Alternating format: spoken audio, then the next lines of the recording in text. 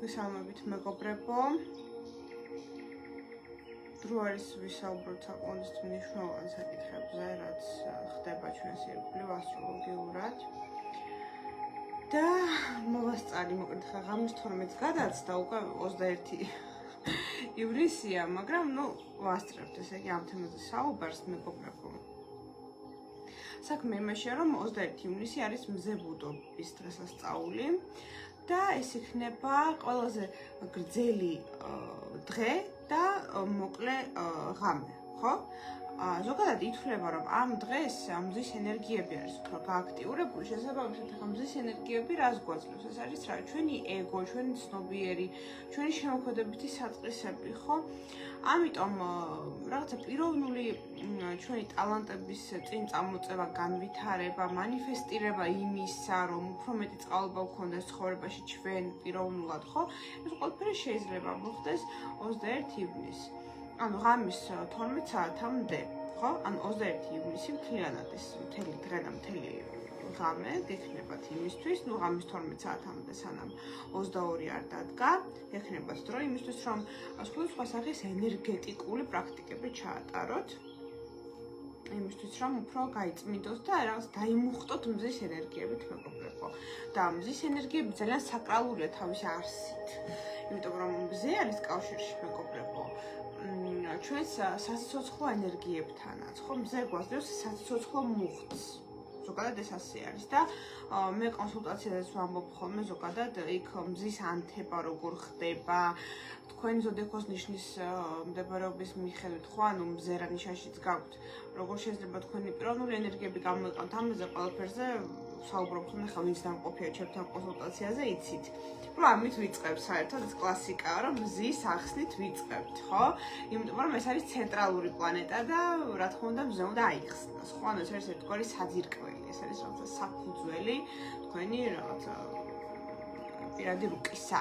ხო? ანუ ჩვენ თუ არ ვიცით მზესთან როგორ ვიმუშაოთ, სხვა პლანეტებთან მუშაობას აზრი არ აქვს. ამიტომ კონსულტაციაზეც ჯერ მზის ენერგიების ახსნით ვიწყებ ხოლმე, რომ აი თქვენ მაგალითად მზე რო გაქვთ კირჩხიბში, ან მზე რო გაქვთ მორიელში, ან მზე თევზებში, ან მზე ლომში, ინდივიდუალურად თქვენთვის რა არის მნიშვნელოვანი, რა ქმედებები, იმისთვის რომ აი აანთოს თქვენში ეს რაღაცა მზის ცეცხლი, ეს ცეცხლოვანი ძლიერი ენერგიები და როგორ მიაღწიოს წარმატებას ცხოვრებისეულად. აი ამაზე ვსაუბრობ ხოლმე, ამით ვიწყებ კონსულტაციას და ეს არის რა თქმა უნდა ინდივიდუალური რჩევები თქვენთვის, რაც უნდა გაითვალისწინოთ. და შემდგომში უკვე რა თქმა უნდა სხვა პლანეტებსაც განვიხილავთ ხოლმე თავის ასპექტებით და კომბინაციებით კონსულტაციაზე.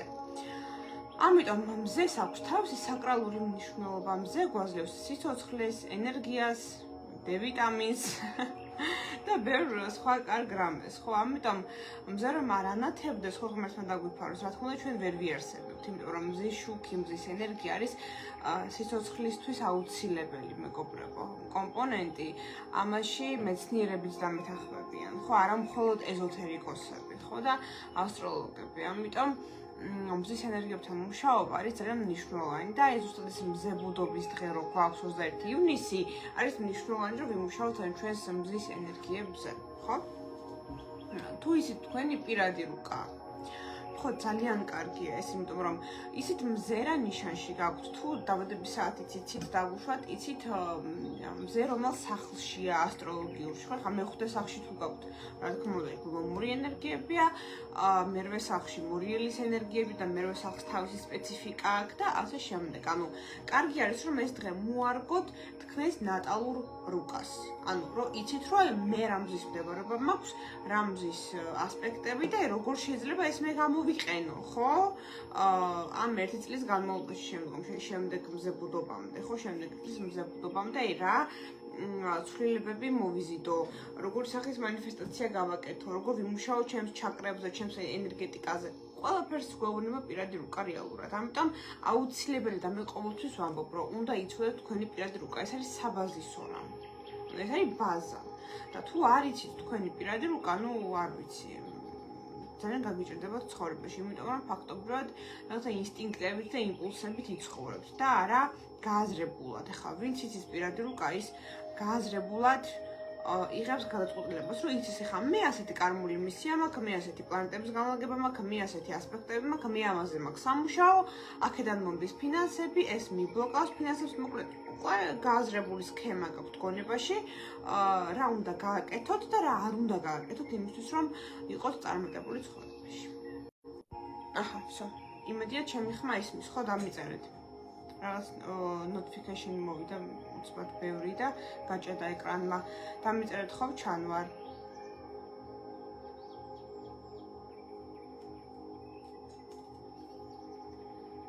თან კომპიუტერთან შემოვალ აქ, რომ დავინახო ხო ჩანვარ. ვარ გაჭედა. ისმის? კი ბატონო, მშვენიერია, გავაგრძელოთ. ხო, მოკლედ, ვიცით ის პირადი რუკა მეგობრებო, ის გააზრებულად მოქმედებს ცხოვრებაში და არა იმპულსებით, ინსტინქტებით და არა ვიღაცების რჩევებით, რომ აი ვიღაც მეზობელმა ასე მირჩია და მე ასე გავაკეთე. ამიტომ მნიშვნელოვანია რომ ეს ვიცოდეთ, ჩვენი პირადი რუკა, ეს არის ბაზა. ნუ მე ხა იქ ნუმეროლოგია და ბედის მატრიცა, ეს უკვე თუ გინდათ რომ თქვენი თავი ბოლომდე შეისწავლოთ და იცოდეთ ვინ ხართ და საიდან მოდიხართ და სად უნდა წახვიდეთ, ეს უკვე რა თქმა უნდა თქვენზეა დამოკიდებული, გინდათ თუ არა, მასეთი სიღრმისეული ინფორმაციები თქვენი თავზე და თქვენს ახლობლებზე თუნდაც, ხო?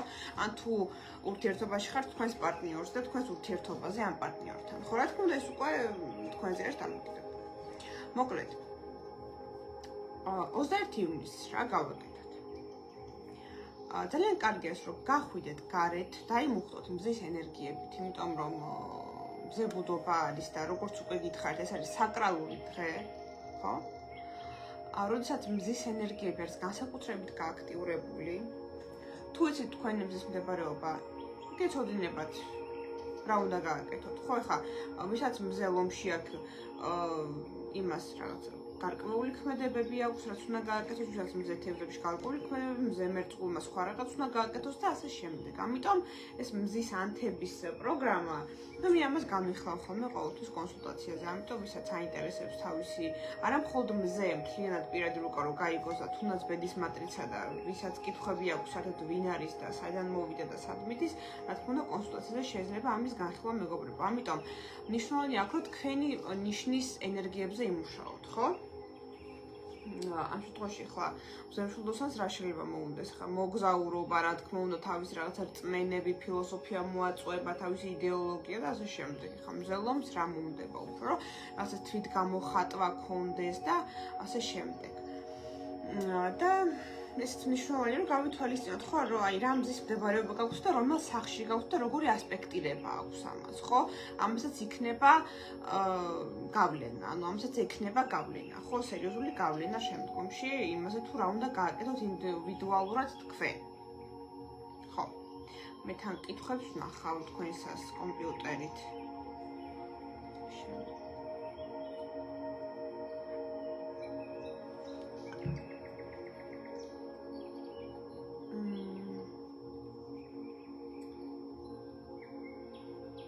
სინასტრიას აკეთებთ? კი ბატონო, სინასტრიას ვაკეთებთ. გვაქვს ეგ სერვისი. სინასტრია ვინც არ იცის, ეს არის ორი პარტნიორის თავსებადობა.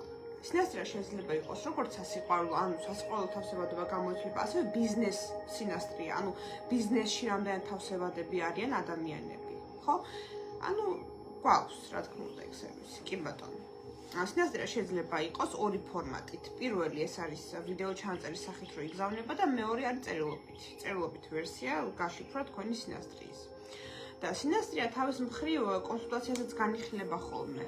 უბრალოდ იქ კონსულტაციაზე იმდენად ბევრ რაღაცას განვიხილავთ, რომ აი რა დროც დაგვრჩება ხოლმე სინასტრიისთვის, მე იმ დროს ვიყენებთ, ხო. მაგრამ ვისაც უფრო ვრცლად აინტერესებს, შეიძლება რა თქმა უნდა, რომ ცალკე სინასტრია შევუკვეთოთ, კი, ვაკეთებთ.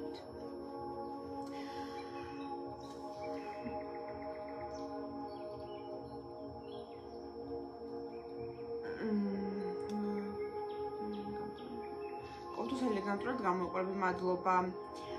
თითქმის ყველგან საუბრობენ, რომ კირჩხიბისთვის კარგი პერიოდი და რეალურად ეს ასე არ არის. რამდენად შეიძლება, რომ რეალურად მართლაც კარგი პერიოდი დაიწყოს. აი, ძალიან საინტერესო კითხვა არის. აი, მე რატო არ მიყვარს ზოგადად ეგ ზოგადი პროგნოზები და მე ჩემს ლაივებში ყოველთვის ვამბობ, რომ მე რასაც ვამბობ ხა პროგნოსტიკაზე, თუნდაც კირჩხიბზე რო ვისაუბრო ან ლომზე, ეს არის ზოგადი და ინდივიდუალურად თქვენს ტრანზიტებს გააჩნიათ. ხო, ამას ყოველთვის ვაყოლებ მე ხა, ვინც ჩემი დიდი ხნის გამომწერია, მათ იციან განსაკუთრებით, ხო? ასე ვაკეთები. რატო? იმიტომ რომ მე არ მინდა რომ მაყურებელი შევიყვანო რაღაცა შეცდომაში. იმიტომ რომ ეს არ იქნება სწორი ჩემი მხრიდან. ნახეთ, ჩვენს პლანეტაზე ეხლა ძალიან ბევრი ადამიანი არის კირჩხიბის ზოდიაქოს ნიშნით დაბადებული. ეხლა ჩვენ რომ ყველამ კოლექტიურად დავიჯეროთ, რომ ყველა კირჩხიბს აქვს ერთნაირი პირადი რუკა, ერთნაირი კოდირება, ერთნაირი კარმა და ერთნაირი პროგნოსტიკა, ეს იქნება სრული აბსურდი, ხო? ხო. ამიტომ ყველა კირჩხიბს აქვს ინდივიდუალური კარმა, თავისი რაღაცა ნუმეროლოგიური კომბინაცია, თავისი კარმული ასტროლოგიური კომბინაცია, პირადი რუკა.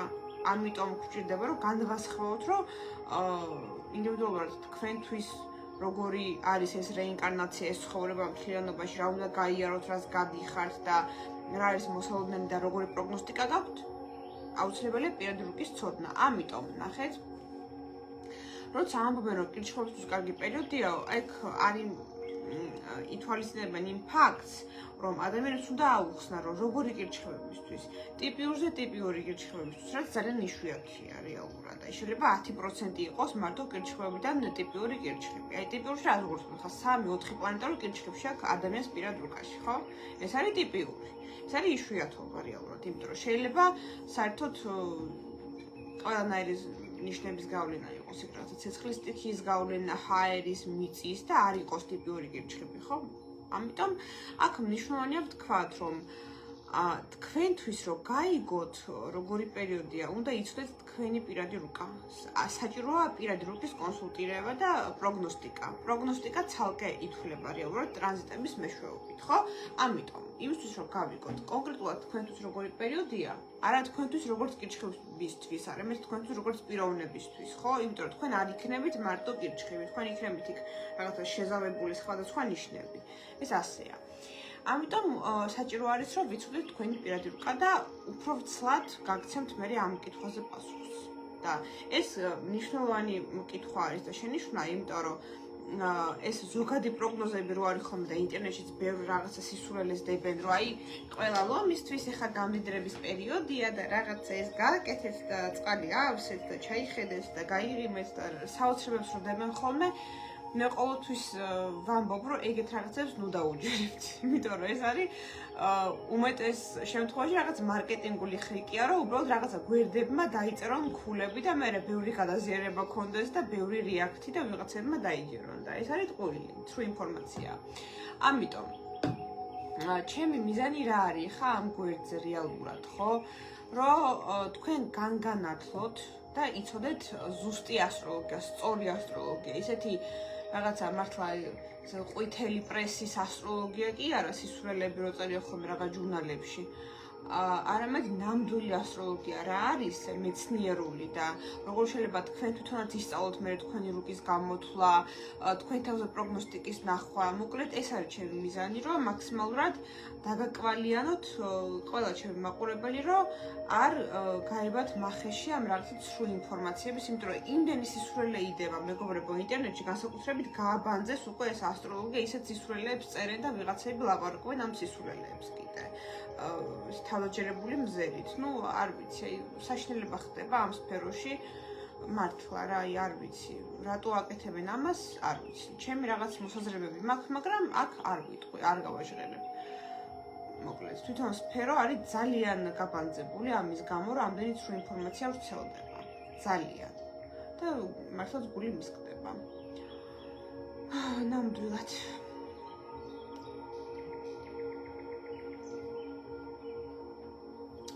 მზეკუროზე იყო კითხვა. ნუ მზეკურო გააჩნია კიდევ მე რამდენი სახში გაქვთ, ეს უკვე ინდივიდუალურად ითვლება თქვენთვის და როგორი ასპექტირება, მაგრამ მარტო მზეკუროს თუ განვიხილავთ, ეს არის რა მიწის ნიშანია და ეს არის რა კავშირში ფინანსებთან, მატერიალურ რესურსებთან და სტაბილურობასთან. ამიტომ ამ თემებზე შეგიძლიათ ყუროებმა რომ გააკეთოთ მანიფესტაციები. მშვენიერია თქვენთვის ეგ. და არ მხოლოდ მზე ყუროებმა, არამედ ვისაც მზე აქვს მეორე სახლში, ხო? მზე აქვს დაუშვათ მერვე სახლშიც. მათთვისაც შეიძლება ეს ფინანსური მანიფესტაციებიც. კი ბატონო, ამიტომ მნიშვნელოვანია აქ რომ ვიცოდეთ პირადებკა და მე რამდენი სახლში არის თქვენი მზე და როგორი ასპექტირებები აქვს მას. და ეს დაგეხმარებათ რომ უფრო სწორედ და ზუსტად გააკეთოთ მოკლედ მანიფესტაცია.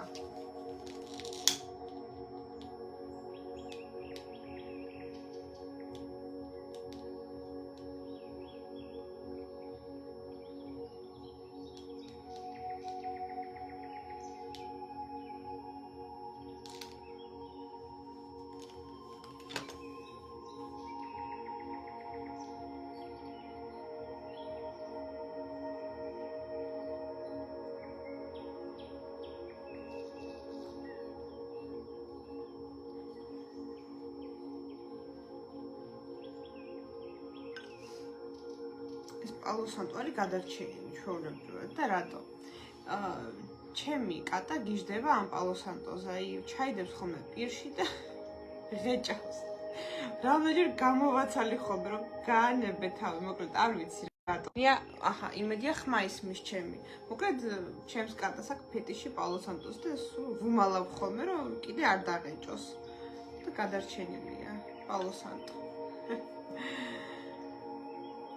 ალბათ ენერგეტიკასაც გრძნობს ახლა კატები ხო გრძნობენ აურას და ენერგეტიკას და ძალიან სუფთა ენერგეტიკა რო აქვს პალო სანტო წმინდა ხეს ალბათ მაგიტო უყვარს არ ვიცი მოკლედ სულ ვუმალავ ხოლმე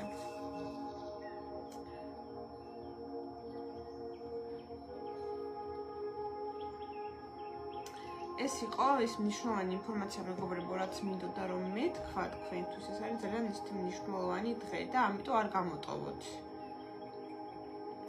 გავაკეთოთ მანიფესტაციები.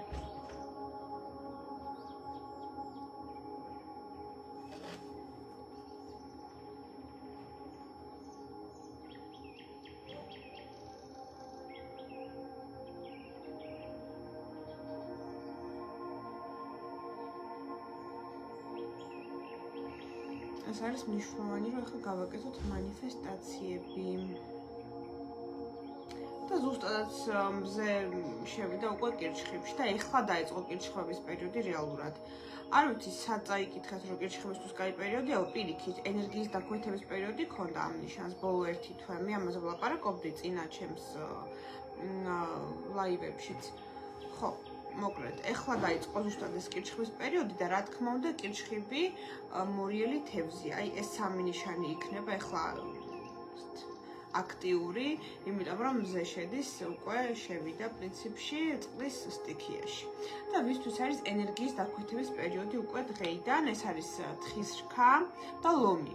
ამიტომ აი ამ ორმა ნიშანმა უმჯობესია რომ მეტად დაისვენონ.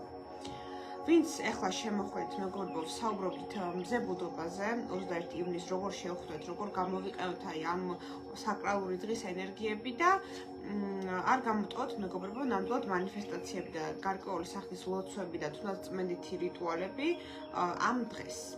ღამის 12 საათამდე გექნებათ დრო რომ გააკეთოთ. მე კი ყველას გისურვებთ რომ იყოთ სავსე მზის ენერგიებით და იყოთ დაცულები და გქონდეთ პიროვნული წარმატება და წინსვლა.